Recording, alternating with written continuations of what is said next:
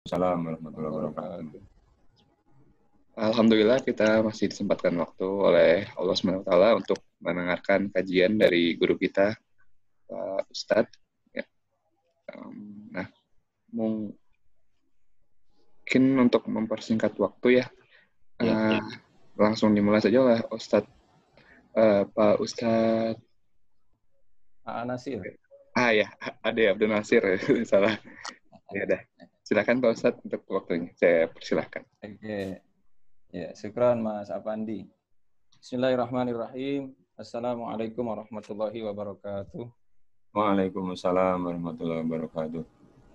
Alhamdulillah, usalli wa usallimu ala Rasulillah Muhammad ibn Abdullah wa ala alihi wa ashabihi wa man tabi'a ihsan ila yaumil akhirah. Gimana suaranya, bisa dimonitor bagus, Ustaz?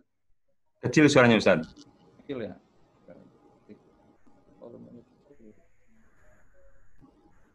Atau dicoba tanpa headset.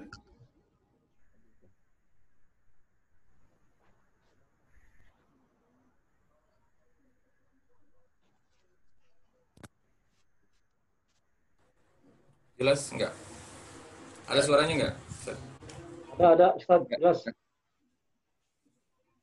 Ada suaranya? Ada. Terdengar jelas enggak? Ada. Ya, jelas. Jelas mana dibandingkan dengan tadi pakai handset? Jelas yang ini.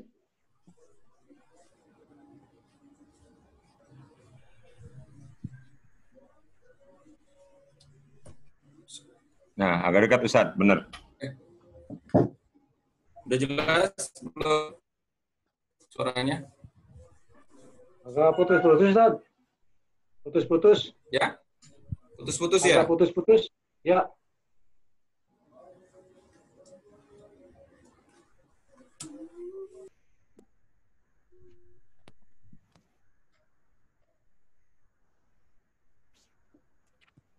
Oke, Assalamualaikum warahmatullahi wabarakatuh. Waalaikumsalam. Nah, ini bagus suaranya. Waalaikumsalam warahmatullahi. Oke, bismillahirrahmanirrahim. Alhamdulillah, sholli wa sallimu ala Rasulillah Muhammad ibn Abdullah wa ala alihi wa ashabihi wa mawalah amma ba'd. Saudara-saudaraku kaum muslimin dan muslimat, rahimakumullah, as-shaimin was-shaimat. Semoga kita semua selalu berada dalam lindungan Allah Subhanahu wa taala. Amin. Dalam rangka melaksanakan ibadah suci bulan suci Ramadan di tengah pandemi yang hari ini sangat mengkhawatirkan, tapi insya Allah bagi orang-orang yang melaksanakan ibadah kepada Allah tentunya ada nilai keimanan dan ada nilai kekuatan yang insya Allah seluruhnya membantu kita menyelesaikan semua persoalan dan problematika kehidupan kita. Baik, saudara-saudaraku, Bapak Ibu, kajian kita siang hari ini saya angkat tema dari kitab kitab Bughyatul Mustarsyidin karangan Muhammad Abdurrahman Husain yang dikenal juga dengan Syekh Ba'alawi, guru besar dari Hadramut. Kitab tersebut disebutkan bahwa ada tingkatan atau derajat ketika kita memberi infak atau sedekah atau sedekah kepada tergantung kepada kelompok kita. Simak terlebih dahulu bahwa orang-orang yang memberikan sedekah atau berinfak di jalan Allah tentu ada beberapa ayat Al-Quran yang menjelaskan atau yang memberikan aturan atau yang memberikan arahan kepada kita. Yang pertama, bahwa orang yang bersedekah itu baik laki-laki atau perempuan, kemudian dia meniatkannya kepada segala amaliyahnya itu untuk Allah, maka di surah ke-57 ayat 18, Bapak Ibu bisa simak, nanti posisinya sebelah kanan, bawah, baris kedua dari bawah. Surah ke-57, surah Al-Hadid. Surah Al-Hadid ayat 18, surah ke-57, posisinya berada di sebelah kanan, baris kedua dari bawah. A'udzu billahi minasyaitonir rajim. Bismillahirrahmanirrahim. Innal musaddiqina wal musaddiqati wa aqradullaha qardan hasana yudha'afu lahum ajrun karim. Di ayat ini yang pertama saya ingin sampaikan bahwa Allah memberikan sinyalemen bahwa orang yang memberikan infak atau sedekah, baik laki-laki atau perempuan, maka balasannya yudha'afu lahum walahum ajrun karim. Yang pertama, akan lipat gandakan sedekah tersebut, baik yang melakukannya laki-laki atau perempuan, maka akan dilipat gandakan. Tapi di sini juga tidak disebutkan berapa kali lipat gandanya atau berapa kali Allah membalas semua kebaikan-kebaikan yang dilakukan. Hanya saja Allah mengatakan yudha'afu lahum. Yudha'afu lahum itu adalah kalimatnya yang pertama fi'lun mudhari majhul atau mabni majhul. Artinya ada sebuah rahasia ketika dilakukan, ketika dikatakan dengan kalimat fi'il mudhari, maka ada bahasa di dalam ilmu shorof itu makna istimroriyah. Artinya akan terus-menerus Allah lipat gandakan. Itu yang pertama. Dalil yang pertama, bahwa setiap kebaikan atau sedekah yang kita lakukan dibalas oleh Allah berlipat-lipat ganda. Dan yang kedua, tidak kalah pentingnya juga, walahum ajrun karim. Di kalimat terakhir, di ayat 18 surah Al-Hadid tersebut, bahwa Allah memberikan pahala yang mulia, luar biasa. Itu yang pertama. Yang kedua, mari kita simak dan kita baca surah Al-Baqarah ayat 261. 261 surah Al-Baqarah, surah kedua, adanya sebelah kiri, baris kelima dari atas. Masalulina yunfiquna amwalahum fi sabilillah kamasali habbatin ambatat sab'a sanabila fi kulli sumbulatin mi'atu habbah. Allahu yudha'ifu liman yasha' wallahu wasi'un alim. Ayat 261 surah Al-Baqarah, letaknya di sebelah kiri baris kelima dari atas.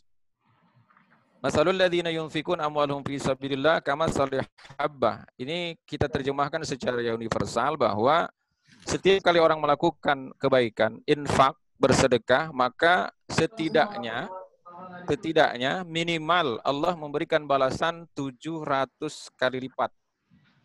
Kan tetapi yang ingin kita bahas lebih detail bahwa di kalimat berikutnya, wallahu yudha'ifu liman yasha.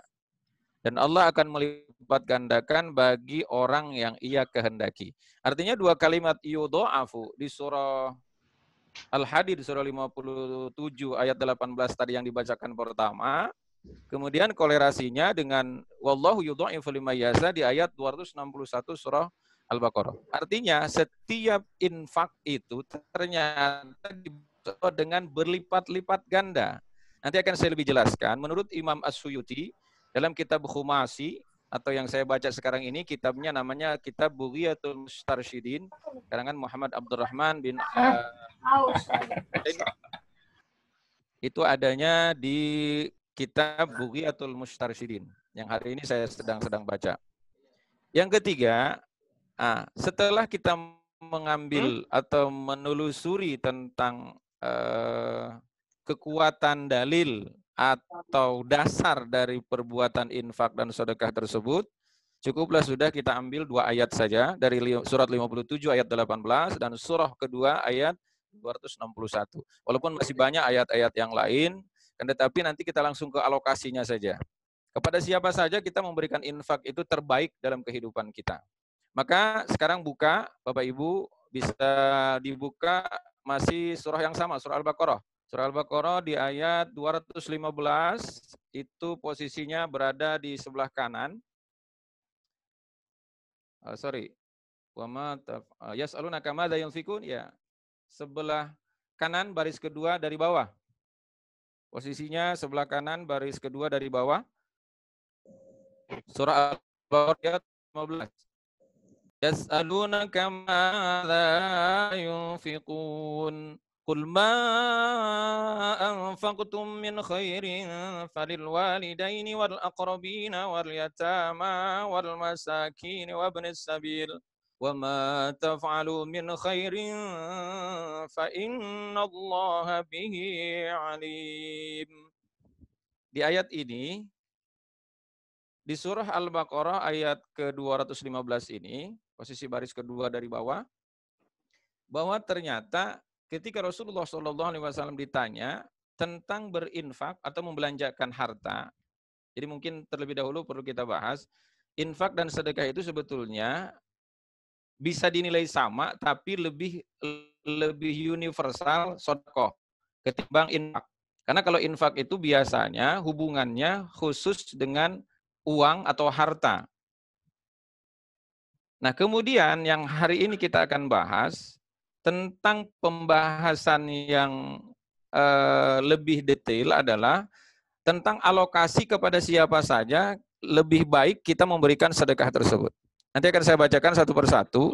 Kalau kita lihat surah Al-Baqarah ayat 215 ini, di sini kan ada lima kelompok. Yang pertama lil walidain, artinya kedua orang tua. Yang kedua wal aqrabin. Aqrabin itu adalah kerabat. Kemudian yang ketiga wal yatama, yang keempat wal masakin, yang kelima ibnus sabil. Seluruhnya yang kita lakukan wa ma taf'alu min khairin fa innallaha bihi alim. Seluruhnya apa yang kita lakukan seluruhnya dinilai oleh Allah sebagai kebaikan dan Allah Maha mengetahui apa yang kita lakukan. Oke, lanjut kepada siapa saja semestinya berinfak atau bersedekah kita lakukan pertama kali. Mari kita sama-sama simak apa yang dicatat, apa yang ditulis oleh Imam Jalaluddin Asyuyuti dalam kitab Khumasi yang sekarang saya baca ini, kitab namanya Bughiyatul Mustarsyidin. Yang pertama kita simak. Ini tentang keistimewaan atau pahala atau balasan yang akan diberikan oleh Allah kepada orang yang melaksanakannya, tergantung kepada siapa dia berikan itu. Zakara as-Suyuti fi khumasihi anna sawaba shadaqati khamsatu anwa'in. Wahidatun bi asyratin wa hiya ala sahihil jismi. Wa wahidatun bi tis'ina wa hiya 'alal a'ma wal mubtala. Wa wahidatun bi tis'i mi'atin wa hiya 'ala dhi qarabatin muhtajin. Wa wahidatin bi mi'ati alfin wa hiya 'ala al-abawain. Wa wahidatin bi tis'i mi'ati alfin wa hiya 'ala alimin aw faqihin. Ibu bapak yang dimuliakan Allah, saudara-saudaraku kaum muslimin dan muslimat, as-shaimin was-shaimat rahimakumullah wa iyyakum. Menurut Imam Jalaluddin Asyuyuti, bahwa sesungguhnya pahala sedekah itu terbagi menjadi 5 bagian.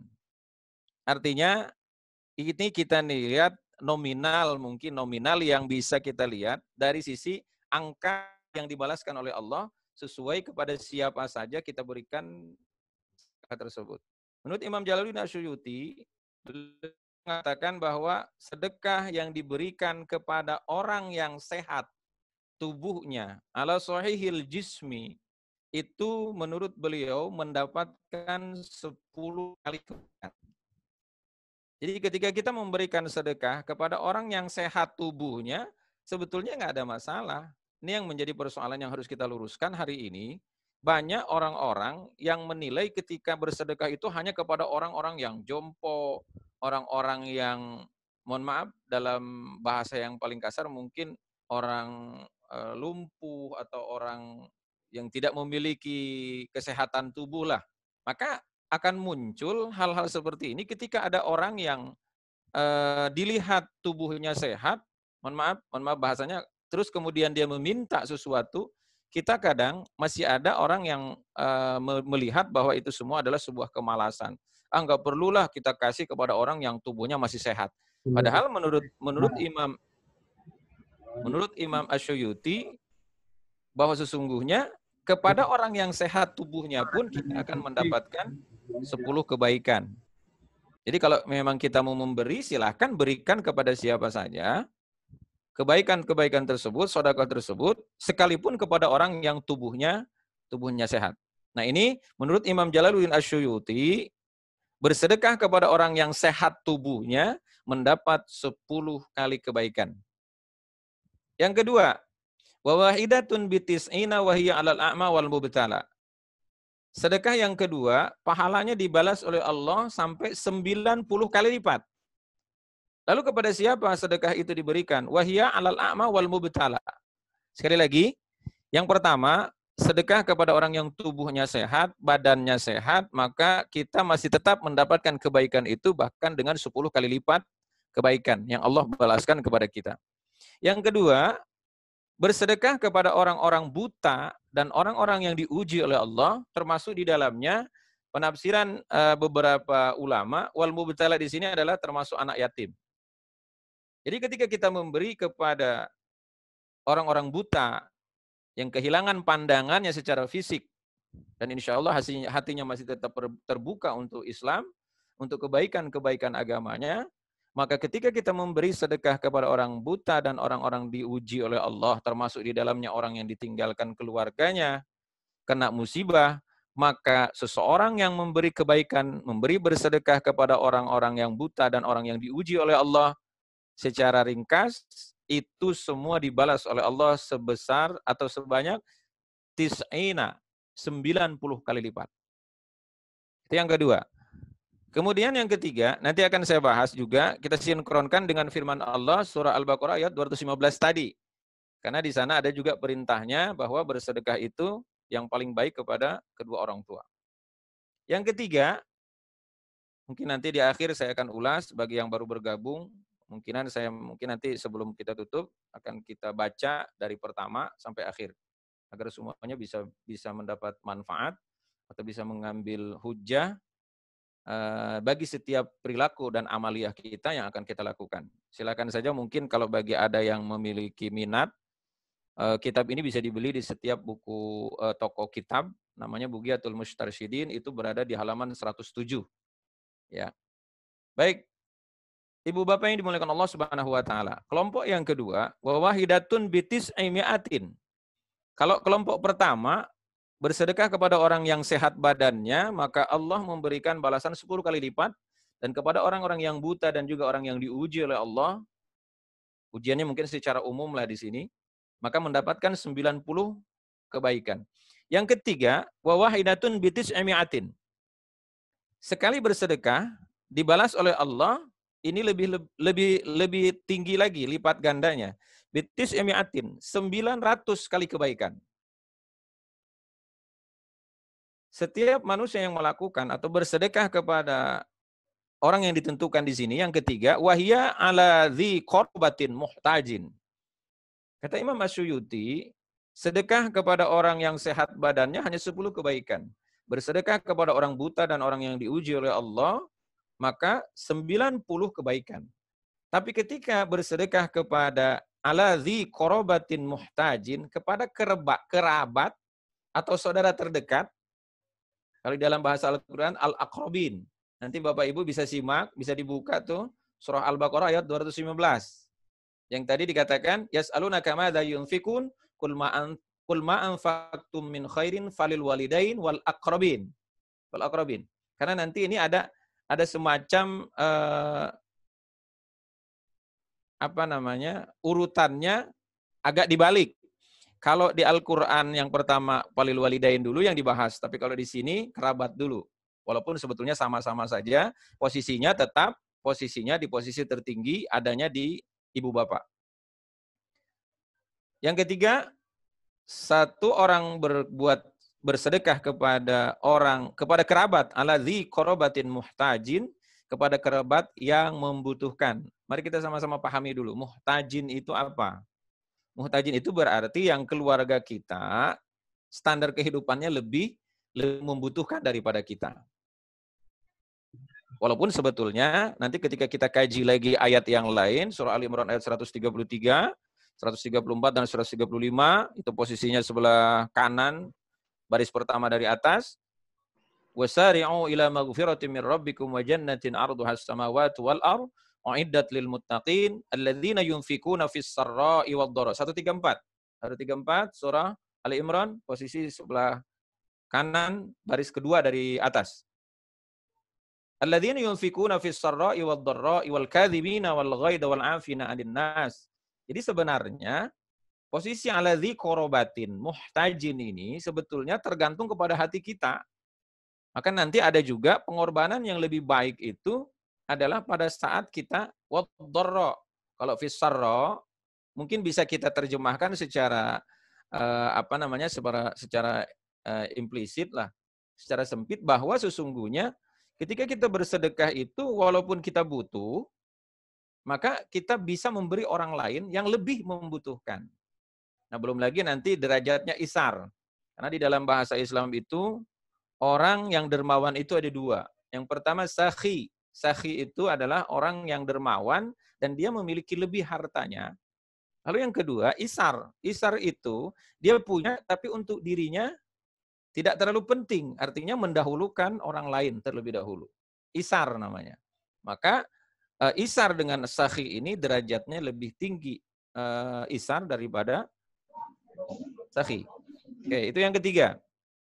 Kemudian sekarang yang keempat. Wa wahidatun bimi'ati alfin. Dan satu kali melakukan kebaikan, bersedekah, dibalas oleh Allah dengan mi'atu alfin, 100.000. Tolong dilihat angkanya nih. Luar biasa. Yang pertama 10, yang kedua 90, yang ketiga 900, yang keempat 100.000. Lonjakannya luar biasa. Dari 900 menjadi 100.000. Wahia alal abawain. Dan kebaikan yang akan dibalaskan oleh Allah kepada orang-orang yang bersedekah dengan 100.000. Mi'atu alfin. 100.000 wahia alal abawain. Maka pahala yang akan diberikan 100.000 kali lipat kebaikan dibalaskan kepada orang yang memberikan tersebut. Kepada siapa dia berikan? Alal abawain. Kepada kedua orang tua. Mari kita feedback sedikit ke belakang. Tadi surah Al-Baqarah ayat 215 saya katakan bahwa kebaikan bersedekah itu yang pertama falil walidain, yang kedua wal aqrabin. Di sini menurut Imam Asyuyuti, ketika kita bersedekah kepada kerabat, maka tadi balasannya 900 kebaikan. Namun ketika kita lakukan kepada kedua orang tua, balasannya berlipat menjadi 100.000 kali lipat kebaikan. Artinya posisi orang tua itu sebetulnya lebih harus diutamakan ketimbang kita memberi kepada yang lain. Dengan catatan sebetulnya bukan berarti kita tidak mau berinfak kepada yang lain. Ketika posisi kita dihadapkan kepada dua kondisi, satu kondisi tersebut adalah orang tua, yang kedua kondisi orang tua pun orang yang tidak mampu, mohon maaf, bukan berarti merendahkan, karena kesuksesan kita semuanya adalah berkat atau atas dasar usaha orang tua kita. Ketika hari ini kita berhasil, maka sebenarnya keberhasilan itu adalah keberhasilan kedua orang tua. Tidak mungkin kita bisa melepaskan diri daripada keberhasilan orang tua.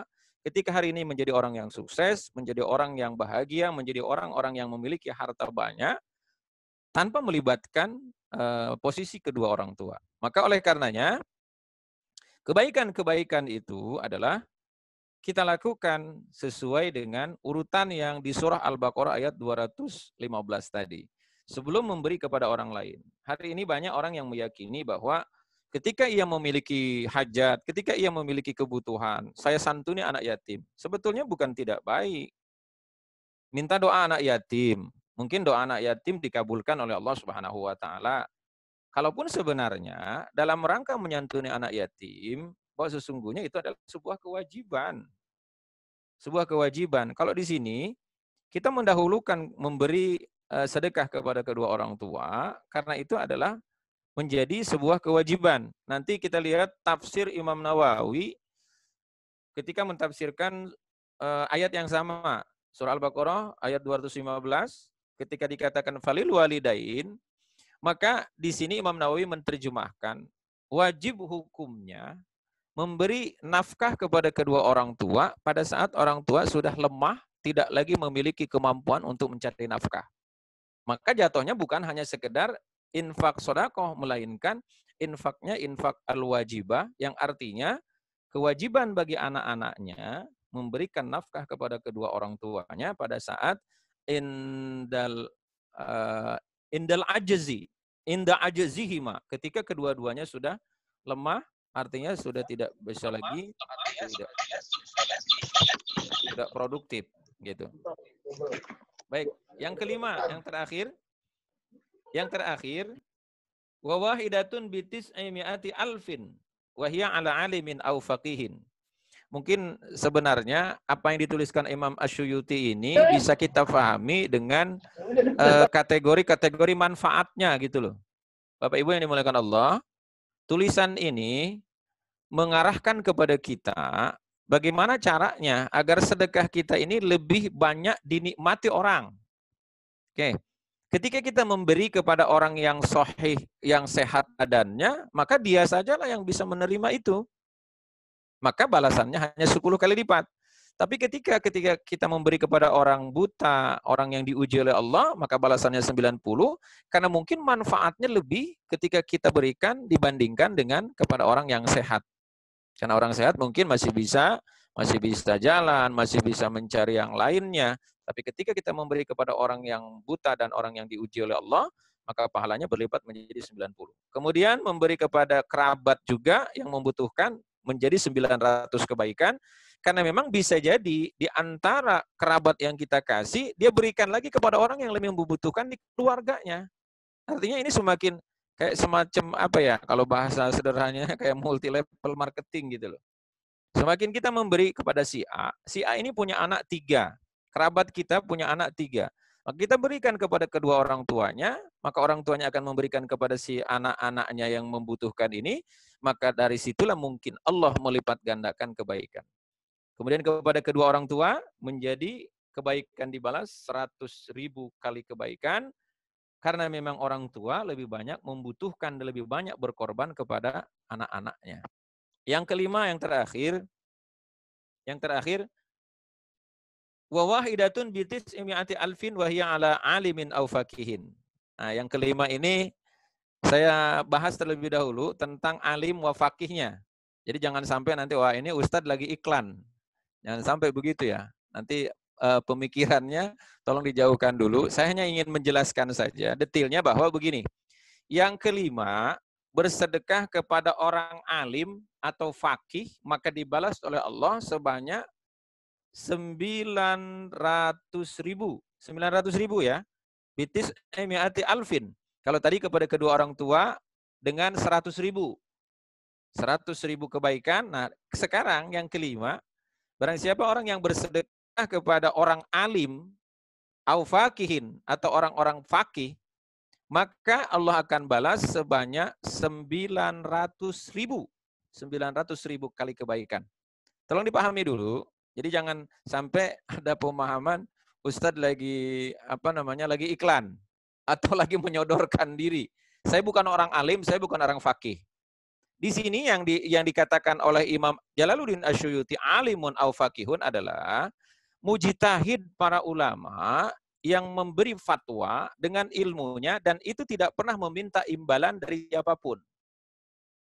Ketika kita membantu seperti halnya ulama-ulama di pesantren, ulama-ulama di pondok salafiyah, di sana mereka hanya ikhlas mengajarkan ilmunya, maka ketika kita memberi kepada mereka alimun au faqihun, kepada orang alim atau orang-orang faqih, faqih itu lebih daripada alim. Ibu bapak, kalau orang alim banyak, tapi kalau orang faqih ini yang susah, yang sulit. Artinya faqih itu wa may yuridillahu yufaqihu fiddin. Barang siapa orang yang ia kehendaki kebaikan, maka Allah memberikan pengertian, kefakihan. Faqih itu ngerti, paham, dan berusaha mengamalkan. Itu namanya faqih. Maka ada hadis Rasulullah riwayat At-Tirmidzi, sayati zamanun ala ummati yafirruna anil ulama wal fuqaha. Kenapa ada kalimat ulama dan fuqaha? Karena sesungguhnya ulama itu mesti faqih. Dan insya Allah orang faqih pasti alim. Maka kata Imam Jalaluddin Asyuyuti, ketika kita berbuat baik, ketika kita bersedekah kepada orang alim yang faqih, sekali lagi, alim yang faqih, bukan alim-aliman. Hari ini kan banyak juga orang yang alim-aliman. Kadang-kadang juga pura-pura alim. Ya mudah-mudahan sih kita tidak termasuk dalam kategori tersebut. Alim betul-betul tahu, faqih betul-betul ngerti. Artinya orang alim ini betul-betul mengamalkan ilmunya. Karena orang alim lebih banyak daripada orang faqih. Dalam hadis Imam At-Tirmidzi tadi, bahwa sesungguhnya akan datang kelak di yaumil akhir orang yang menjauh dari ulama dan fuqaha. yafiruna 'anil ulama wal fuqaha fa yabtaliyahumullah bisalasi baliyatin. Maka pada saat orang-orang manusia-manusia menjauh dari ulama dan fuqaha, sekali lagi saya garis bawahi biar kita lebih mengkerucut kepada pengertian alim dan faqih itu. Alim adalah orang yang tahu tentang hukumnya, kemudian faqih yang ia mengamalkan keilmuannya. Itu secara implisit ya, secara eksplisit nanti lebih jauh lagi faqih adalah orang-orang yang mengerti tentang hukum-hukum syariat, yang khususnya nanti kalau dikatakan ulama fuqaha bisa juga kategorinya adalah orang-orang yang mengerti ilmu fikih, yaitu ilmu-ilmu untuk beribadah. Pada saat kita memberikan infak kepada orang alim atau faqih, maka Allah memberikan balasan atau sawab kebaikan itu dibalas menjadi 900.000 kali lipat. Ibu Bapak yang dimuliakan Allah Subhanahu wa taala, jam saya sudah menunjukkan jam 1. Ini kalau memang mau kita lanjut ya sesuai dengan kesepakatan aja sampai jam berapa. Tapi mungkin untuk yang kita bahas cukup sampai di situ. Nah, nanti kalau memang mungkin ada komunikasi semacam pertanyaan dipersilahkan. Sekali lagi saya ulas agar tidak salah paham bahwa dalam bersedekah dan berinfak itu sebetulnya kategorinya hampir sama.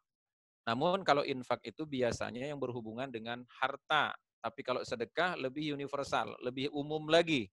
Lebih umum. Kenapa? Karena sedekah bisa dilakukan. Hadis Imam Bukhari, dalam Sahih Bukhari, kata Rasulullah, tabassumuka fi wajhi akhika laka shadaqatun wa imatatukal hajara fit thariq laka shadaqatun. Salah satu nilai sedekah adalah ketika kita senyum kepada orang lain, maka itu juga bernilai sedekah, tapi tidak bernilai infak. Karena nanti penempatannya akan salah. Kalau nanti bapak-bapak masuk ke sebuah tempat, ke masjid, bapak-bapak sholat Jumat atau sholat zuhur, ketika kotak amal lewat, lalu bapak senyum. Nah, itu enggak termasuk, karena itu bukan sedekah, itu infak. Jadi kalau senyum itu tabassumuka fi wajhi akhika lakal shadaqatun. Ketika Anda senyum di hadapan saudaramu, maka itu semua disebut senyum tersebut disebut sedekah. Tapi bukan berarti kotak amal lewat disenyumin. Nah, itu kategorinya beda. Jadi sedekah lebih banyak bisa juga dilakukan dengan perbuatan, amaliyah yang lain. Tapi khusus untuk infak, secara implisit sebetulnya Rasulullah SAW lebih menjelaskan dengan firman Allah Subhanahu wa taala. Bapak Ibu bisa lihat nanti, bisa simak, bisa buka surah Ali Imran, surah ketiga ayat 92. Ayat 92 letaknya sebelah kiri, lembar sebelah kiri baris pertama dari atas. A'udzubillahi minasyaitonir rajim. Bismillahirrahmanirrahim. Lan tanalul birra hatta tunfiqu mimma tuhibbun. Wa ma tunfiqu min syai'in fa innallaha bihi alim. Surah Ali Imran, surah ketiga ayat 92.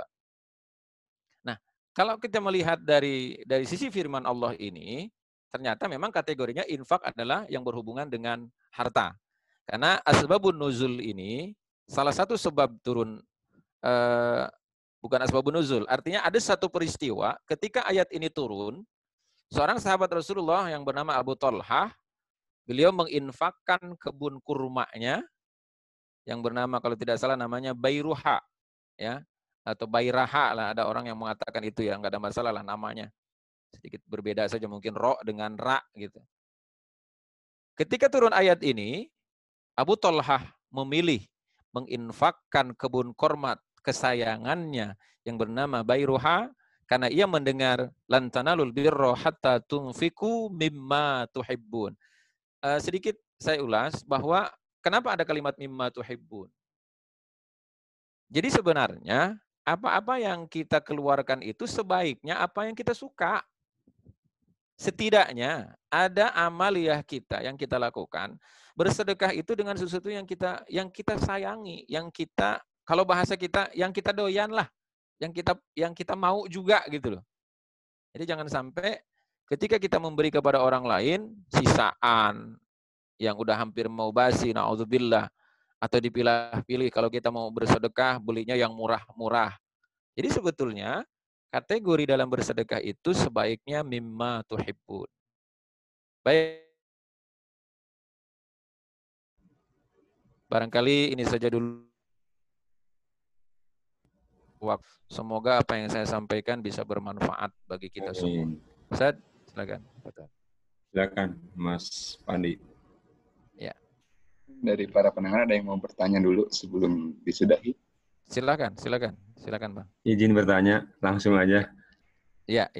Ini Ustaz, Afan ya, agak keluar dari tema, tapi kan kekinian kita menjelang 10 hari terakhir.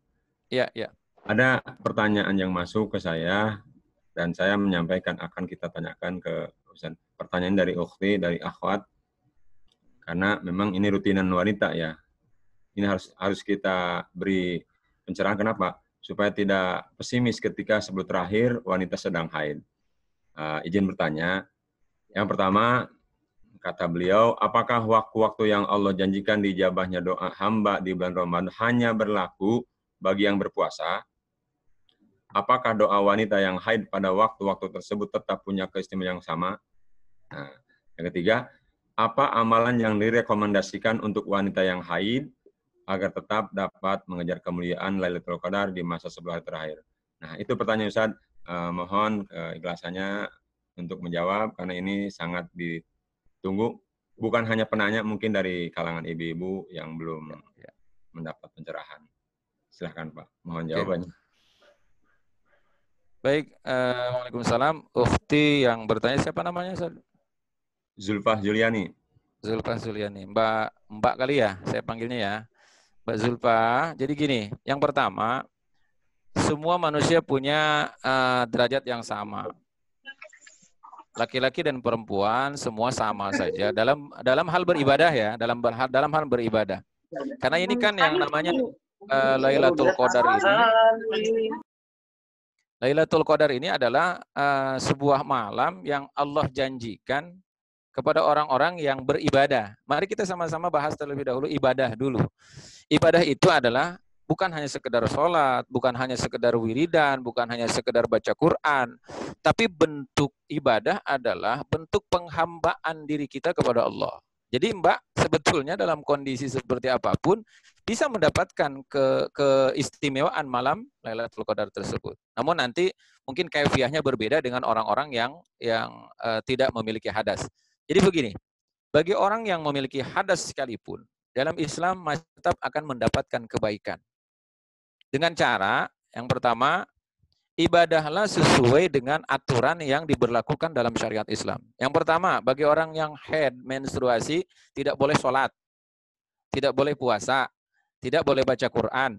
Kalau masalah menyentuh, itu ada beberapa ulama yang ikhtilaf lah ya.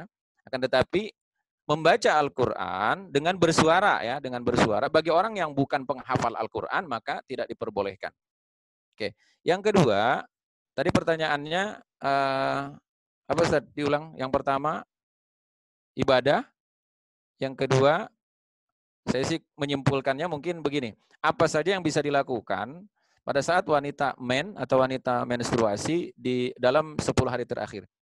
Ada beberapa amalan yang tidak dikhususkan bagi perempuan yang suci. Artinya bagi perempuan yang sedang menstruasi pun bisa dilakukan.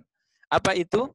Yang pertama, zikir dalam hati, kendati pun zikirnya yang berhubungan dengan Al-Quran, tapi sudah menjadi doa seperti Rabbana atina fid dunya hasanah wa fil akhirati hasanah wa qina adzabannar. Ini teksnya dalam Al-Quran. Akan tetapi bisa diamalkan oleh orang-orang yang menstruasi karena itu adalah termasuk kalimat doa yang sudah dijadikan doa warid dan itu bisa dibaca oleh siapapun. Kemudian yang kedua, di malam 10 terakhir, ibu atau mbak yang sedang halangan, itu adalah sebuah anugerah dari Allah Subhanahu wa taala. Karena memang beruntunglah orang-orang yang masih mendapatkan halangan, mendapatkan menstruasi, karena itu adalah penyakit yang dikeluarkan oleh Allah Subhanahu wa taala lewat darah menstruasi. Yang terakhir, Mbak bisa membaca sholawat sebanyak-banyaknya. Sholawat sebanyak-banyaknya. Jadi dalam melakukan ibadah kepada Allah Subhanahu wa taala, bagi orang yang tidak menstruasi, bagi laki-laki, maka silakanlah beriktikaf di 10 hari terakhir. Di 10 hari terakhir ini, karena memang ada beberapa ulama, salah satunya adalah yang menjadi rujukan saya, memberikan fatwa ini adalah Imam Hujjatul Islam, Imam Al-Ghazali, Abu Hamid Al-Ghazali, yang kita kenal dengan Hujjatul Islam Imam Al-Ghazali, maka beliau menganjurkan, lakukanlah zikir lebih banyak, bertakarub kepada Allah di 10 hari terakhir. Baik, saya rasa itu saja. Mas Arifandi, barangkali ada lagi yang mau bertanya, silakan. Terima kasih, Ustaz. Ya. Masih ada lagi? Sudah aja. Assalamualaikum. Boleh nanya? Waalaikumsalam warahmatullahi wabarakatuh. Mas Haidar. Ya. Iya. Ya. Start video aja ya. Ya. Ya. Assalamualaikum Ustaz. Waalaikumsalam. Tadi soal yang Al-Baqarah 215 ya. Jadi ya. Itu artinya orang tua dulu ya. Maksudnya itu bukan infak ya, tapi misalnya saya lebih senang ke praktisnya aja. Jadi kita misalnya dapat gaji gitu ya. Selama ini kita kan tahunya buat keluarga gitu ya. Iya. Terus ada zakat, terus infak, terus sedekah gitu. Nah, kalau ini artinya kalau praktisnya nanti ada semacam proporsi buat tadi yang disebutkan ya Ustaz ya. Misalnya orang tua, kerabat, terus tadi ada yang lain-lain lagi gitu. Itu pertama kira-kira apakah ada semacam panduannya gitu ya yang secara praktis. Terus yang kedua mungkin ada mungkin dari Pak Ustadz bisa ngasih contoh dari misalnya sahabat-sahabat yang dulu seperti apa gitu dalam mengimplementasikan amalan ini. Makasih Pak Ustadz. Assalamualaikum warahmatullahi wabarakatuh. Assalamualaikum warahmatullahi wabarakatuh. Pada dasarnya infak bisa dikatakan sedekah, Mas Haidar. Namun sekali lagi yang lebih dominan kalimat infak itu adalah dengan harta. Tentu dengan gaji, dengan sesuatu yang berbentuk harta. Kemudian alokasi yang pertama, kenapa harus kepada kedua orang tua? Walaupun sebenarnya kita sudah memiliki rizki, sudah memiliki sudah memiliki keluarga misalkan. Keluarga kan harus diberikan nafkah juga. Maka nafkah terbaik itu bisa juga didahulukan kepada kedua orang tua. Satu contohnya tadi, walaupun secara eksplisit saya belum pernah menemukan yang langsung kepada keluarga, nama-namanya siapa, tapi ada salah satu tadi yang dikatakan di pertama ketika turun ayat 92 surah Al-Baqarah, surah Ali Imran, maka Abu Thalhah itu memberikan kebun kormanya ternyata kepada kerabatnya. Yang pertama Ka'ab bin Ubay, yang kedua saya lupa namanya, ada dua orang, sebentar. Jadi bagi orang yang bagi orang yang menginginkan kebaikan-kebaikan tersebut, pada saat turun ayat 92 surah Ali Imran tadi, langsung Abu Thalhah bertanya kepada Rasulullah SAW dan mengungkapkan keinginannya untuk menginfakkan hartanya kepada Rasulullah SAW. Ya Rasul, ketika aku mendengar firman Allah yang kau sampaikan tadi tentang infak itu harus dari sesuatu yang kita cintai, maka kita ketika menginfakkan belum sesuatu yang kita cintai, belum mendapatkan kebaikan yang sempurna.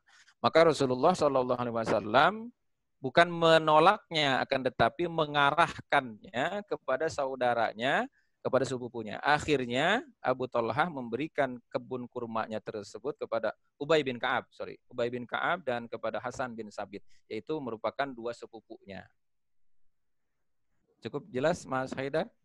Oh, tapi keluarganya sudah juga ya Ustaz? Iya, sudah.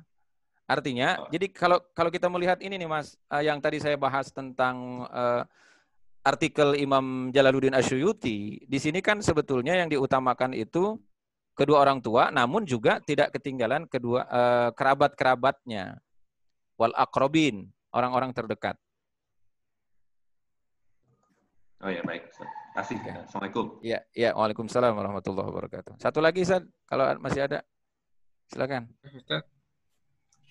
Halo. Ya, halo. Bisa bertanya?